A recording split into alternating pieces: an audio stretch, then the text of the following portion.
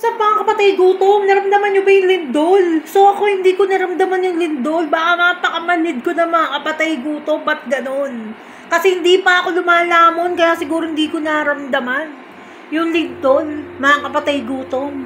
So kamusta naman ang ngayong mga araw nyo guys? Mag-ingat kayo guys, dahil baka magkaroon ng mga aftershock yan. Dahil dito sa lugar natin guys, no?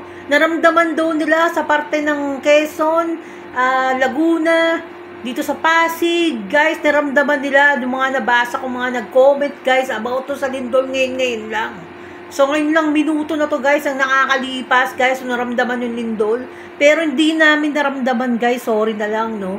So, ngayon ko lang hindi naramdaman yung lindol, guys. So, mag-ingat na lang tayo, guys, no? Kung nandun kayo sa area niya, sa bandang Quezon, Laguna, sa Pasig, sa Ortigas, naramdaman dito, guys. So, magbigay na lang kayo ng mga comment nyo guys kung merong mga aftershock na magaganap dyan sa lugarin nyo. Mag-comment na lang kayo kung saang area kayo guys. So, saan nyo naramdaman yun. Diba? Para magkaroon tayo ng update guys sa lindol na naganap ngayong araw na to. So, as in ngayon lang guys, no? Ilang minuto pa lang, siguro mga 10 minutes pa lang guys. No, na naramdaman yung lindol nga guys, no? So, yan lang. Kaya lang ako nag-video ngayong araw na to dahil in-update ko lang kayo lahat, guys, no? Doon sa mga nasa area yan, nasa Laguna, Cavite, yan, sa bandang Rizal, ramdam talaga, guys, naramdaman nila. Pero hindi ko nga talaga naramdaman. Bakit?